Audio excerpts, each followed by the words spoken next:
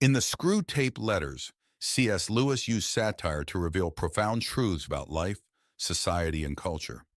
He revealed practical and for all life insights in defense of the Christian faith, including strategies the believer can use to defeat the devil's subtleties and temptations.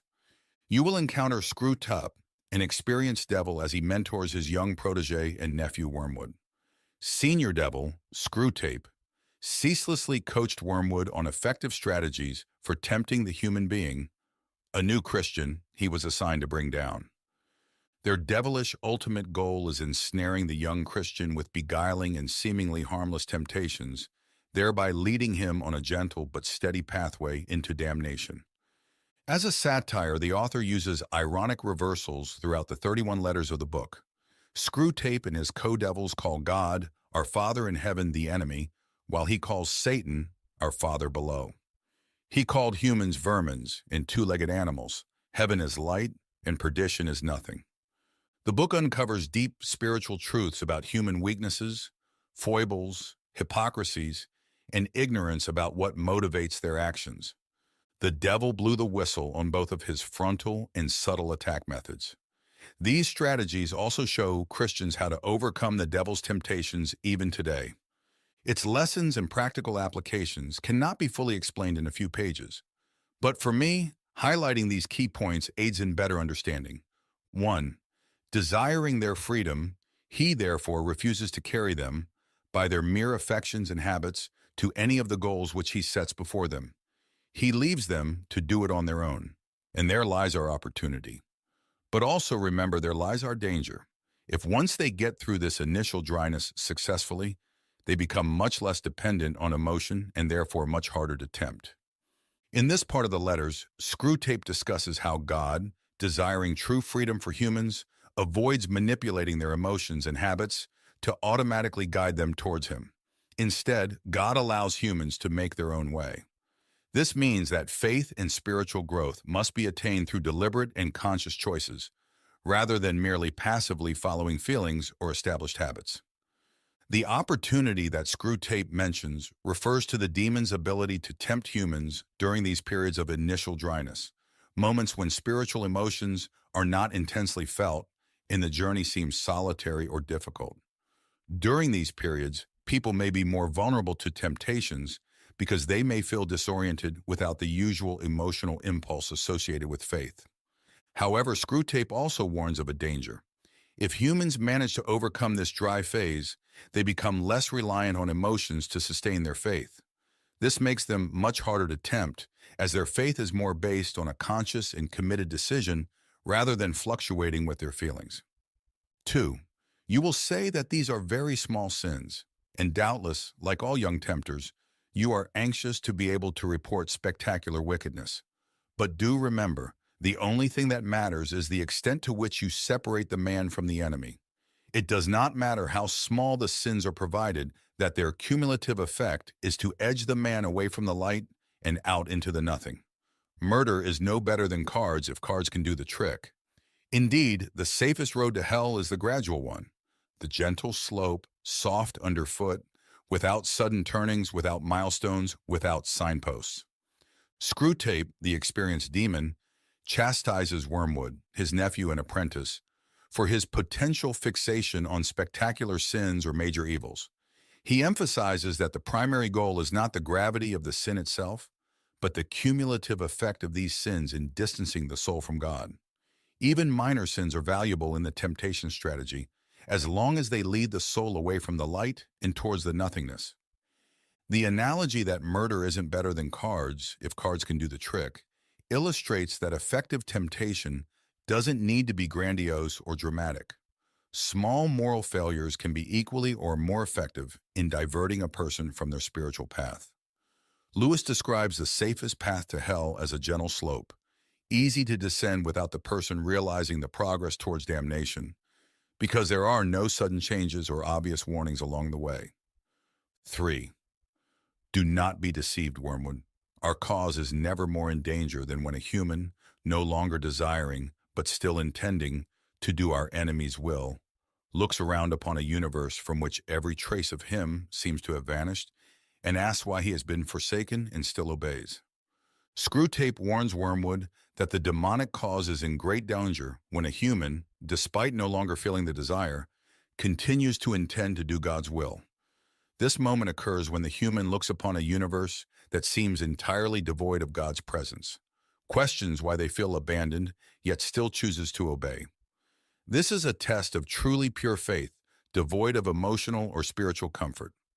The choice to obey without the comfort of emotion or visible certainty is extremely powerful because it represents a faith based on will and commitment rather than on feelings or signs. It is an example of unwavering faith that does not depend on rewards or external evidence. 4. There is nothing like suspense and anxiety for barricading a human's mind against the enemy. He wants men to be concerned with what they do. Our business is to keep them thinking about what will happen to them. Screwtape highlights the effectiveness of using anxiety and anticipation to close a human's mind against God, the enemy in Screwtape's terminology. God desires humans to focus on their actions, on what they can do in the present to live according to Christian principles. In contrast, the demonic strategy is to distract humans by making them obsessively worried about what might happen in the future, fostering fears and uncertainties that may never materialize. This approach works because anxiety consumes mental and emotional energy, leaving fewer resources available for spiritual reflection, prayer, or actions that reflect Christian teachings. Worrying about the future can paralyze, preventing individuals from acting in the present or fully surrendering to God's will. 5. It is no doubt impossible to prevent his praying for his mother, but we have means of rendering the prayers innocuous. Make sure that they are always very spiritual, that he is always concerned with the state of her soul and never with her rheumatism. Screwtape proposes that Wormwood manipulate the way the human prays, ensuring that their prayers are always very spiritual. That is, he should focus solely on salvation and the spiritual condition of his mother, ignoring her earthly needs, such as relief from physical pains, exemplified here as rheumatism. This type of prayer may seem noble, but in reality, it can disconnect prayer from the practical and immediate needs of the person being prayed for. The idea is that by concentrating prayer solely on spiritual aspects, the practitioner may become alienated from earthly and everyday concerns that are also important to the Christian faith, which teaches compassion and comprehensive care for others. 6. Prosperity knits a man to the world. He feels that he is finding his place in it, while really it is finding its place in him. Screwtape describes how prosperity can make a man feel like he's finding his place in the world, when in reality, it's the world that's finding its place within him. This process of finding one's place isn't so much about the individual shaping the world according to his values, but rather the world shaping the individual to fit its structures and materialistic values. Prosperity can be seductive, causing a person to feel comfortable, secure, and satisfied within the world's systems, to the point where they begin to integrate these materialistic values into their own identity. 7.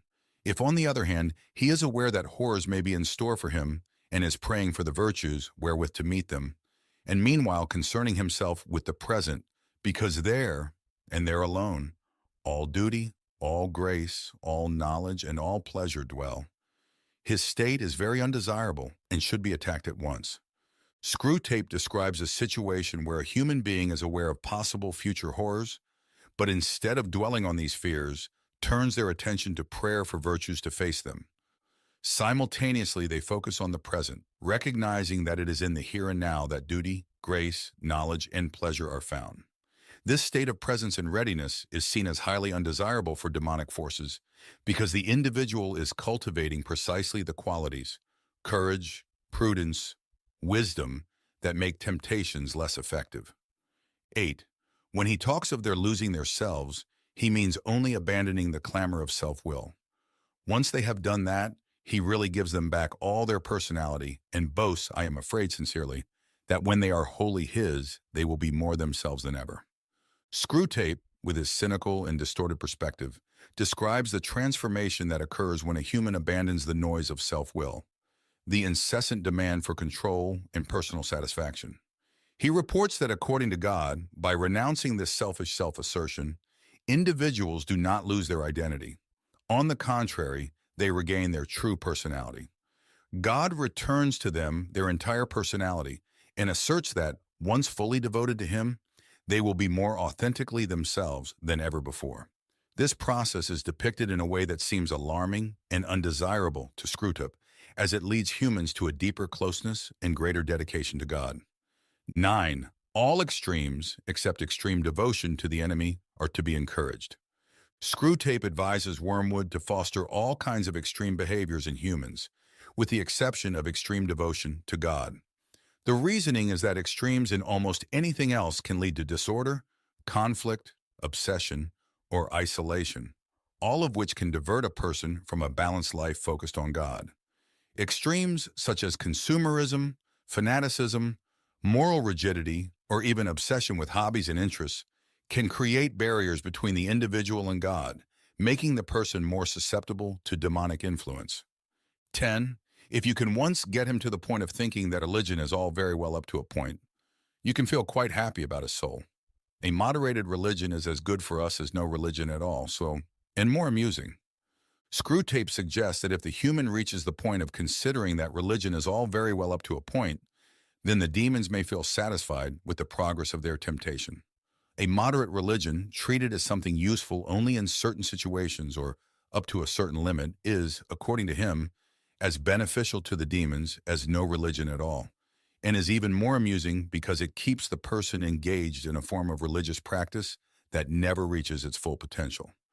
This kind of superficial faith can be manipulated to never seriously challenge the individual's worldly desires, behaviors, or beliefs. 11.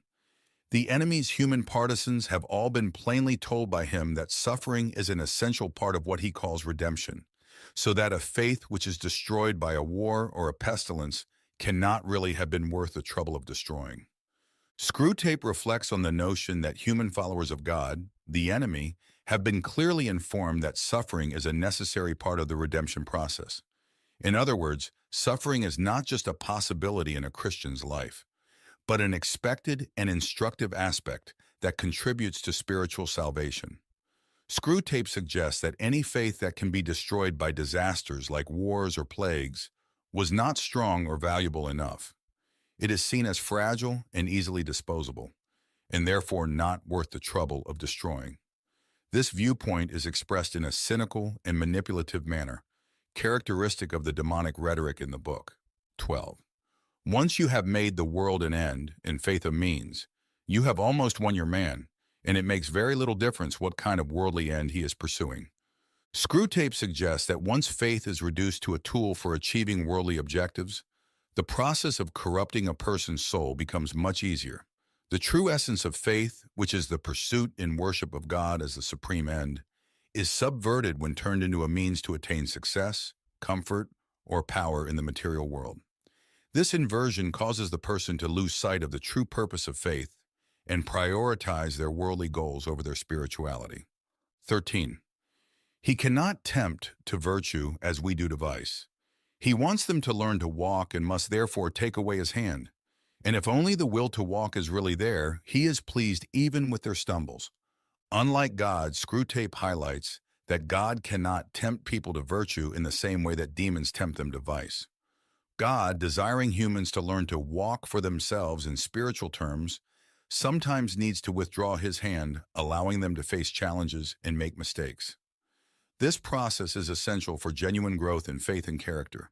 It's important to note here that if the will to walk, that is the intention to live virtuously, is present, God rejoices even in human stumbles and mistakes because they are signs of effort and part of the learning process. 14. Hence, we always try to work away from the natural condition of any pleasure to that in which it is least natural, least redolent of its maker, and least pleasurable. An ever-increasing craving for an ever-diminishing pleasure is the formula. Screwtape reveals that the goal is to take the pleasures of the natural state, where they are most authentic and reflect God's goodness, to a state where they are less natural, less evocative of God, and ultimately less pleasurable. The idea is that by doing this, humans experience a constant increase of desire for an ever-diminishing pleasure. This is the formula for creating insidious dependency, where the individual is driven not by satisfaction, but by the need to alleviate the ever-growing desire that is never truly satisfied. 15.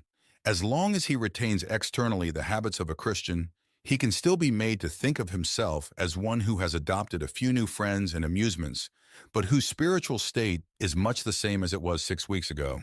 Screwtape suggests that while a human maintains outwardly the habits of a Christian, such as going to church, reading the Bible, and praying, they may be led to believe that their spiritual state remains unchanged, even if they have adopted new friends and entertainments that are not aligned with Christian values. This scenario highlights the disconnect between the external practices of faith and true inner engagement. The danger lies in believing that the maintenance of external routines is sufficient, while the heart and mind gradually stray from Christian principles. 16. The great thing is to prevent his doing anything. As long as he does not convert it into action, it does not matter how much he thinks about this new repentance. This subtle tactic that demons employ to weaken a person's spiritual effectiveness, preventing good intentions, such as repentance, from translating into practical actions. Screwtape, the demon mentor, is essentially explaining that no matter how much a human may think about repenting and changing their ways, as long as those thoughts do not translate into actual actions, they are harmless from a demonic perspective. This reflects the idea that true transformation and spiritual growth require more than good intentions. They demand concrete and visible changes in behavior and daily practices. 17. Active habits are strengthened by repetition, but passive ones are weakened. The more often he feels without acting, the less he will be able ever to act, and in the long run, the less he will be able to feel. Screwtape describes that active habits, those involving concrete and decisive actions, are strengthened each time they are practiced. On the other hand, passive habits involving inaction or hesitation become weaker with repetition. The crucial point here is that the more often a person feels something without acting on that feeling, the less capable they will be to act in the future. Moreover, eventually, this inactivity not only diminishes the ability to act, but also the ability to feel. 18. About the general connection between Christianity and politics, our position is more delicate.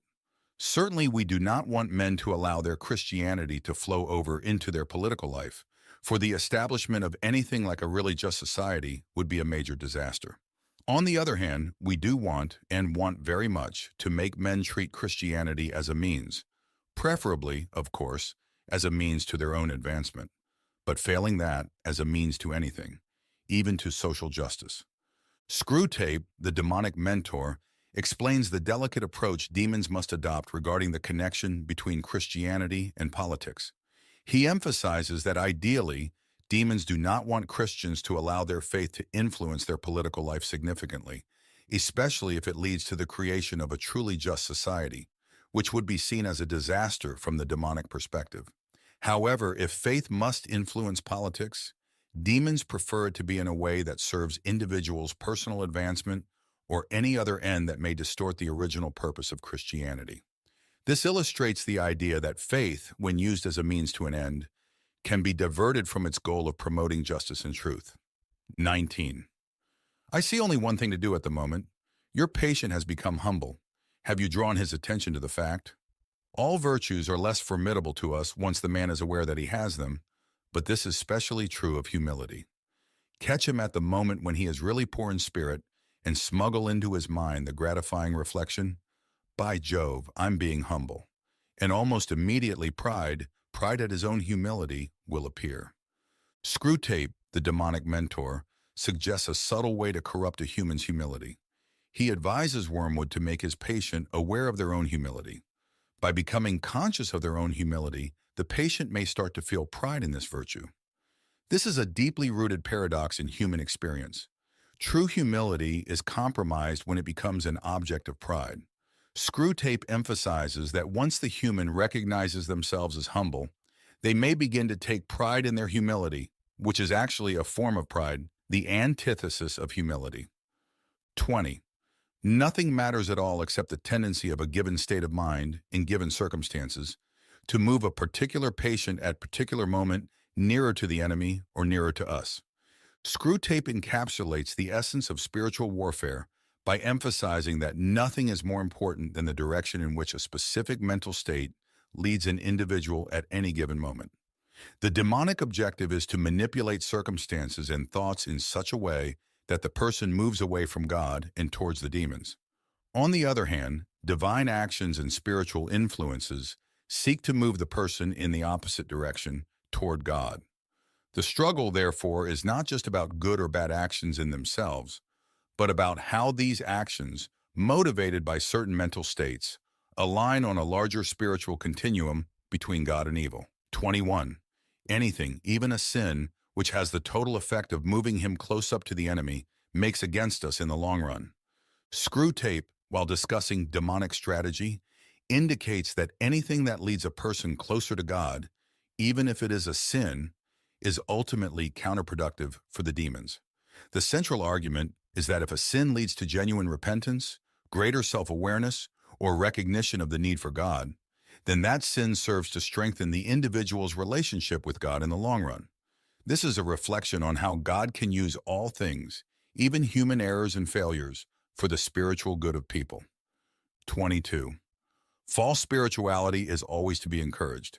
Screw Tape suggests that encouraging a spirituality that is superficial or distorted, namely a false spirituality, is an effective tool to keep people away from a true connection with God. This false spirituality can take various forms, such as empty rituals, spiritual pride, obsession with substance-less mystical experiences, or a faith that focuses only on external aspects and fails to transform the heart and life of the practitioner. The goal is to make people feel spiritually fulfilled without actually drawing closer to God or experiencing any genuine change in their lives. 23. But hatred is best combined with fear. Cowardice, alone of all the vices, is purely painful. Horrible to anticipate, horrible to feel, horrible to remember. Hatred has its pleasures. It is therefore often the compensation by which a frightened man reimburses himself for the miseries of fear. The more he fears, the more he will hate. And hatred is also a great anodyne for shame. Screw Tape discusses the relationship between hatred and fear, highlighting how these emotions can complement each other in destructive ways. According to him, cowardice is seen as a uniquely painful vice, bringing pain both in anticipation and in experience and in memory. Hatred, on the other hand, offers certain perverse pleasures and serves as a form of compensation for the horrors of fear. A person feeling fear may resort to hatred as a means of rewarding themselves for the discomfort they feel, so that the greater the fear, the greater the potential for hatred. Additionally, Screw Tape points out that hatred can serve as an anesthetic for shame, suggesting that this feeling can help cover up the pain of humiliation or guilt. 24. This indeed is probably one of the enemy's motives for creating a dangerous world, a world in which moral issues really come to the point. He sees as well as you do that courage is not simply one of the virtues, but the form of every virtue at the testing point, which means at the point of highest reality. Screw Tape suggests that one of God's motivations in creating a world full of dangers is that such conditions bring moral issues to the point, or to a critical juncture where true virtues can be revealed and tested. In this context, courage is not just one virtue among many, but the essential form of all virtues at the moment of their most rigorous test. Thus, courage is seen as the manifestation of any virtue at the point of its highest reality and under maximum pressure. In conclusion, I hope you enjoyed this video and found value in it. If you appreciated the content and wish to see more videos like this, please leave a like, subscribe to the channel, and activate notifications so you don't miss future videos. Additionally, don't forget to check out other videos suggested on the screen. Thank you for your support, and see you in the next video.